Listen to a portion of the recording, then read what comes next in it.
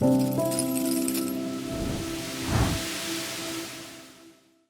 said it happened by accident. You said the songs just, I guess, got finished, and in this day and age, why hold on to them? I had been working on the album for 4 years. I didn't want to release anything that was mine just because I didn't feel like it was the right timing. I learned a lot from the last album, and I wanted to take what I've learned and turn it into something even better.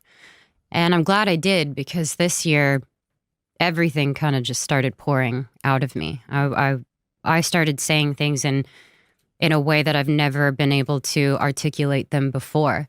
So it was actually exactly when it needed to happen. Like I told you earlier, we shot the videos just a week ago, and that's really unheard of. What got you to a place where you could start to tell your truth?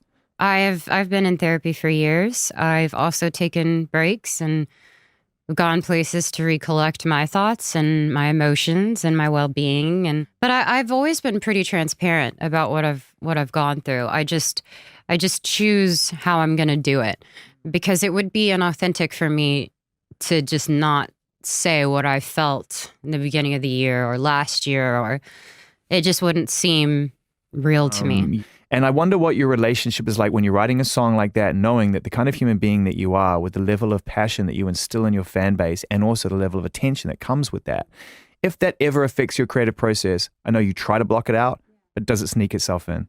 I mean, I spent years living in fear of speaking up or saying things, and I guess that's just the people pleaser in me. And there was a huge moment where I just kind of stopped caring. And I can't tell you when that moment was. I really can't. But it's not that I'm trying to make it specifically about just one subject in my life. It's more just how I embody all of the experiences into one.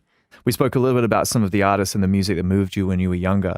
And you mentioned some real timeless influences, Brad, Fleetwood Mac. How does a young artist or young person who loves that kind of music find themselves in this whirlwind of fast-paced pop culture where it's bright and colorful and sparkly and smiley? Those are artists that break hearts. My mom was in theater, and she just had this huge music library. I mean, from Ella Fitzgerald to Reba McEntire to, then again, going to Frank Sinatra, the Eagles, and all of that. My mom, Rolling Stones, she was very much... She's a song fan, huh? Oh, for sure. And I definitely get some of that from her. But then my dad was a DJ. So he would do all kinds of stuff, and he was on the radio for a bit doing Tejano music. So I had this experience in my life where I experienced the beautiful colors of music and where it can take you. And I think it naturally happened for me. I remember I wanted to be like Paramore at one point. I thought, this is my lane. I feel it. That lasted about 3 months. We're big Paramore fans here. I literally love her. So I guess we should focus on that song, Look at Her Now. I mean, that really is that's a moment of absolute self-empowerment. You need to know who you are at that moment in time to make that song believable. Yeah.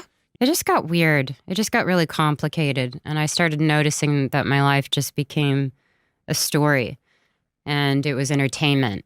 And I was just not okay with that, because it was real, and it was very real to me. That's the time I needed to just say, I'm not going to be a part of this anymore. How am I going to not be afraid to share what I feel just because I'm mad at what the world is doing? It's not really going to get me anywhere.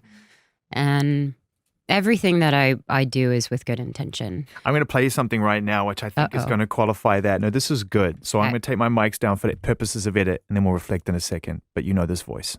It's the best thing she's ever done. She came over, she played me the video.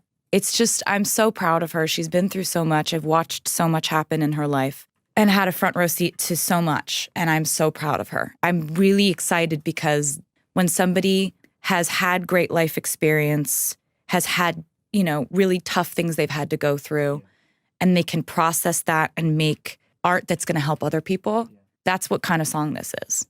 I'm stoked. Taylor. No, that was very sweet. Yeah. Yeah. You've known each other for a long time. Yeah, about 13 years. The challenges and the triumphs of sharing these things with friends. Right. I mean, without them, where do we go? I don't know. And I really don't. what kind of friend has she been to you through those times? Amazing. For sure. She was frustrated when I was frustrated. She was sad when I was sad. But more than anything, my friends stood by my side. When I think they visibly saw me in so much pain. And they didn't want it for me, but sorry. Oh, no, it's... They never stopped loving me. And I played her the song, and I played it with her mom and dad. And I showed her the video, and her mom and Taylor started crying. And it wasn't because the song was emotional. It was just because the first thing they said to me was, "We're so happy that you're here." Yeah. After seeing all of that, Yeah. this is such a cool moment. And that's a huge thing for me. So down to my friends back home, my family, my papa crying, saying, I hate that you went through what you went through. It breaks my heart, but I'm so proud of you.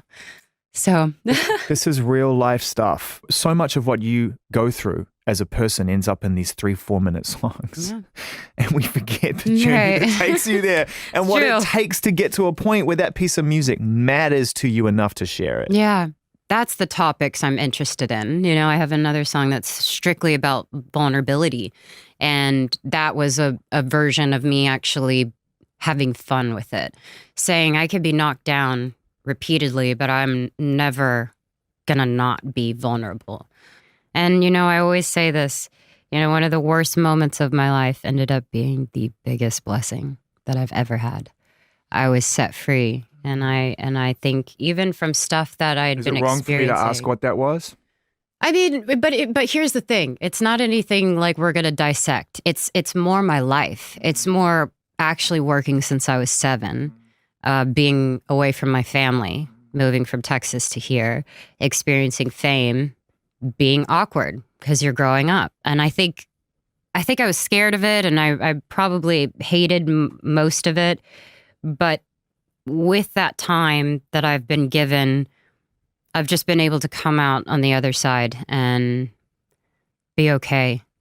And I don't really know how, other than all the work that I did, meaning friends, therapy, taking time off, going back to Texas, just enjoying what's right in front of me. I don't crave needing more. I don't need more of anything. But it's actually been great because that means I'm doing something good, and you know, that's all I can do. You don't crave or need more of anything? Like, you don't crave bit like Haagen-Dazs? I crave strawberry cheesecake. If we're talking about cravings, whoa. If we're talking about cravings, of course I do. I mean, what's the ice cream flavor? Rocky Road. Standard. Wow. You're really going to hit me with that? Come on, man. You got to go for like the deluxe edition with a little crunchy bits of biscuit. No. Because you can add brownies, and you can add whipped cream, and you can add all different types. Oh, you don't put whipped cream on your ice cream. I 100% do, and I'm not going to let you judge me for that. I'm judging. Well, I am judging. Then I judge you for the stain on your shirt.